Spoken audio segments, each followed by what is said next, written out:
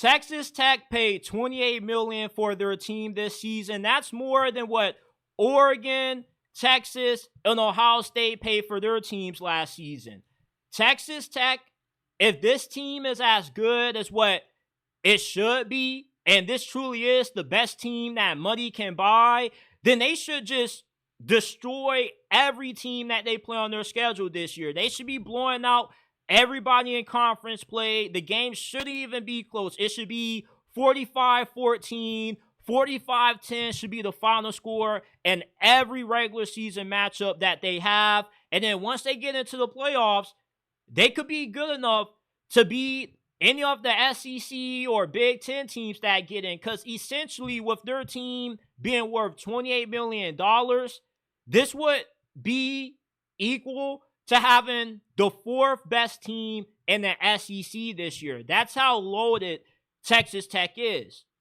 And Texas Tech, if they truly are able to have the kind of season that they are expected to with the amount of money that they poured into it, then the SEC and the Big Ten have a really huge problem, because both of these conferences want the playoffs to expand to 14, 16 teams, and they want automatic guaranteed spots. They want 3-4 guaranteed spots to the top 4 highest finishers in conference play, because of the belief that they are miles above everybody else and they're playing a different sport from everybody else. But if Texas is able to dominate this season, and let's say that Texas Tech is able to dominate this season as well, essentially the difference between Texas and Texas Tech would essentially just be how much money both of these programs paid. And that's the difference between the SEC, the Big Ten, and the rest of college football. The Power 2 has more money than everybody else, which is why they're the two most talented conferences in college football. But that can change if you have more teams like Texas Tech that are able to get their billionaire boosters to donate to their program and buy up all of the top talent out of high school and the transfer portal, because essentially the only thing that separates the Big Ten and the SEC from everybody else in college football is the amount of talent that these teams have, because they are able to buy them. And everybody else has the ability to do the same as long as they're able to pony up the money to do so. This is not about who's the best recruiter, who has necessarily the best coaches. This is all about pay to win. Texas Tech's team is essentially what you do when you get Madden and you play Madden Ultimate Team. You spend $500 on packs so you can pull some of the best players and you can assemble the best team possible to win a lot of games online in MUT play. That's essentially what Texas Tech has done. They treated the transfer portal and recruiting like it was Madden Ultimate Team. They just say, we're just going to throw money at everybody. They have spent 30% more money on their roster than everybody else, because for some reason, it's hard to get people to want to play in Lubbock, Texas. Now, I've never been to Lubbock, Texas, but I assume that every place in Texas is nice to play in. So maybe the reason why they've given these transfers and these guys out of high school a lot more than everybody else is because, listen, they said we ain't got time to be going back and forth trying to pitch to you that you're the right fit for our program. We're just going to give you however much you want, and we're going to get you down here. We're going to win a lot of games with you. That's all that Texas Tech cares about. They don't care about building the culture. They don't care about having a good locker room and team camaraderie. All they care about is putting together the best team that money allows them to buy, and that's what they've done. So if it ends up panning out, everybody else is going to have the secret sauce to competing with the SEC and the Big Ten.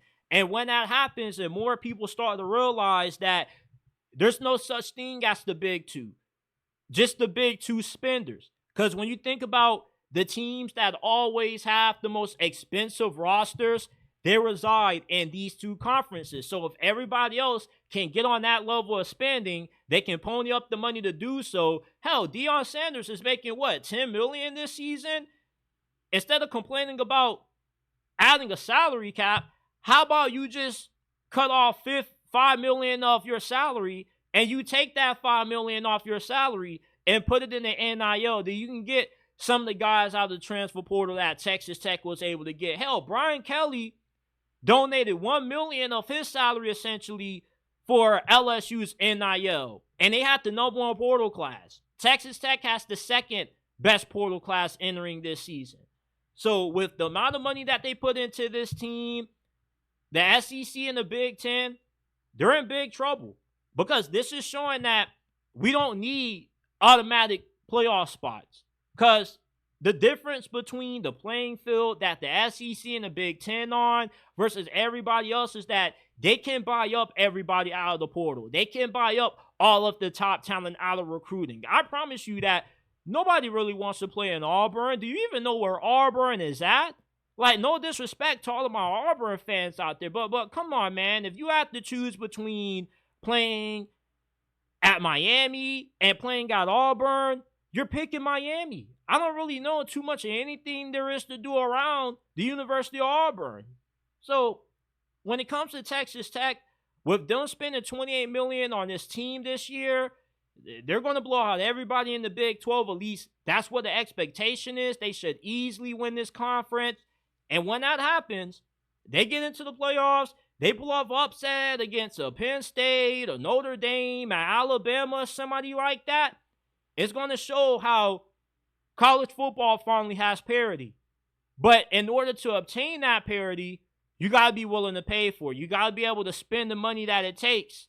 And Texas Tech is more than willing to do so.